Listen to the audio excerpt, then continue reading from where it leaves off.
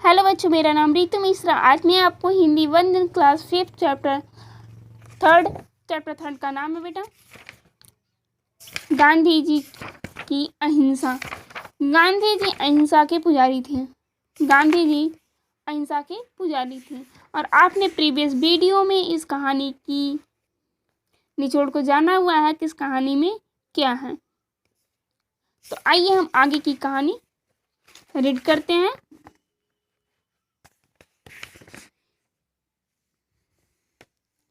यानी अगर हम सब ईश्वर की संतान होते एक दूसरे से घृणा क्यों करें, हम अपने से भिन्न मत रखने वाले से द्वेष क्यों करें। बेटा, हमें किसी से द्वेष नहीं करना चाहिए।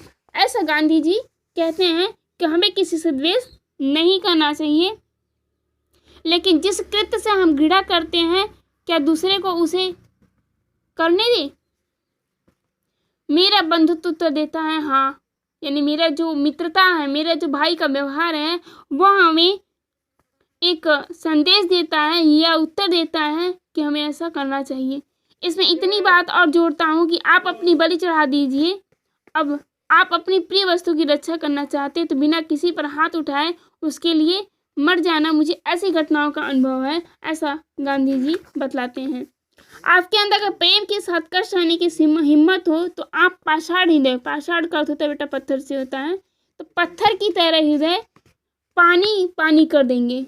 यानी यहाँ पत्थर के हृदय पानी पानी कर देना, अर्थात यहाँ पे क्या है, आपने देखा है कि जब कोई इंसान बहुत कठोर होता है लेकिन उनकी कठोरता को प्रेम में परिवर्तित कर देना, वही होता है पानी पानी कर देना। दुष्ट अगर आपसे सवाया हो तो आप हाथ उठाकर क्या करेंगे, वह आपको जीत कर और अधिक दुष्टता करेगा। दुष्टता की आग विरोधी घी से क्या और नहीं धधकती। क्यों इतिहास इस बात का साक्षी नहीं है। क्या इतिहास में ऐसे उदाहरण नहीं मिलते कि अहिंसा की पराकाष्ठा पहुंच जाने वालों ने बड़े बड़े विकराल पशुओं को अपने वश में कर लिया है, पर इस पराकाष्ठा अहिंसा को जाने दें। इसके लिए तो महावीर सूरवीर योद्धा से भी अधिक बहादुरी की जरूरत है। अहिंसा को जाने दें, इसके लिए तो महावीर, जो हमारे महावीर हैं, जो हमारे सूरवीर हैं, यानी सूरों में वीर और वीरों में महावीर, योद्धा से भी अधिक बहादुरी की जरूरत है। ऐसा गांधी जी बतलाते हैं कि जिसके प्रति आपके मन में तिरस्कार हो उसके साथ लड़कर मर जाने के डर से बैठे रहने की अपेक्षा लड़ लेना अच्छा है। यानी कि किसी के मन में तिरस्कार है, यदि किसी के मन में आपके प्रति आपसे घृणा है तो उस व्यक्ति से बहस कर लेना ही अच्छा है, न कि अपने मन में उस बात को लेकर के बैठने से है। कायरता और बंधुत्व परस्पर विरोधी हैं। कायरता और बंधुत्व परस्पर विरोधी है, क्योंकि जिस मनुष्य के अंदर कायरता होता है उसके पास बंधुत्व नहीं होता है, और जिसके पास बंधुत्व होता है उसके पास कायरता नहीं है। इसीलिए ये दोनों आपस में विरोधी है, एक दूसरे का विरोध करते हैं। यूरोप और भारत के कितने ही बड़े बड़े लेखक कहते हैं कि मनुष्य जाति बैर रहित हो, मनुष्य जाति बैर रहित हो जाए, ऐसा समय कभी नहीं आ सकता। इसी बात पर मेरा विवाद है। मैं तो उनसे यह कहता हूँ कि जब मनुष्य बैर रहित नहीं होता तब तक वह मनुष्य ही नहीं बन सकता। हम चाहे या ना चाहे हमें रास्ते जाना होगा। आज से, यानी आज मैं आपसे यह कहने आया हूँ कि लाचार होकर इस रास्ते जाने की अपेक्षा स्वेच्छा से इस रास्ते क्यों नहीं अपनाते। बात जरा विचित्र है कि मुझे ईसाइयों के सामने ऐसी कहानी पड़ती है, हिंदुओं के सामने भी यही कहना पड़ता है। कितने ईसाई मुझसे कहते हैं कि निर्भयता का उद्देश्य उनके केवल 12 शिष्यों के लिए था। हिंदुस्तान में अहिंसा के विरोधी कहते हैं कि कायरता फैलेगी। जो हमारे भारतीय विरोधी होते हैं वो कहते हैं कि कायरता फैलेगी। यानी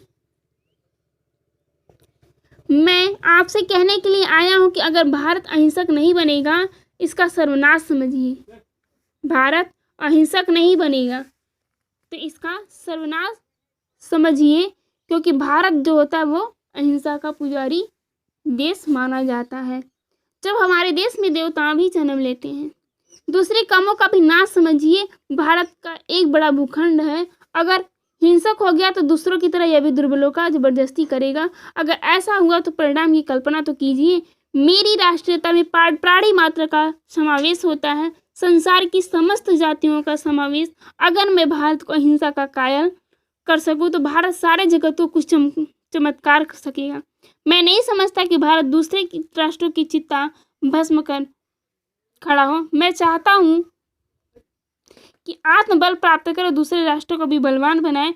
दूसरे राष्ट्र आत्मबल का मार्ग नहीं रहते, इसलिए मुझे इस अटल सिद्धांत पर आश्रय लेना पड़ता है कि मैं कभी विधान को स्वीकार करूंगा जिसका आधार पशु बल हो। राष्ट्रपति मिल्टन ने 14 सिद्धांतों की रचना की थी और अगर हम इस पर सफल ना हुए तो हथियार तो ही है। मैं इसे पलट कर कहना चाहता हूँ कि हमारे सब पार्थिव शस्त्र बेकार हुए हैं, इसलिए किसी भी नए शस्त्रों को खोजें। चलिए हम सब प्रेम का शस्त्र, सत्य का शस्त्र लें। गांधी जी कहते थे कि हमें आपस में प्रेम करना चाहिए और सत्य का रास्ता देखना चाहिए। यह शस्त्र जब हमें मिल जाएगा तो हमें किसी दूसरों के शस्त्र की आवश्यकता नहीं रहेगी। हम इसी अपने शस्त्र से लोगों के दिलों को जीत लेंगे, क्योंकि जो प्रेम का शस्त्र होता है और सत्य का शस्त्र होता है, ये बड़े से बड़े मुश्किलों का भी सामना कर सकता है, ऐसा गांधी जी बतलाते हैं। गांधी जी किसी से ना ही द्वेष रखते थे, ना ही किसी से वैर रखते थे। वैर रहित होने पर भी एक अच्छे राष्ट्र का निर्माण हो सकता है, ऐसा गांधी जी बतलाते हैं।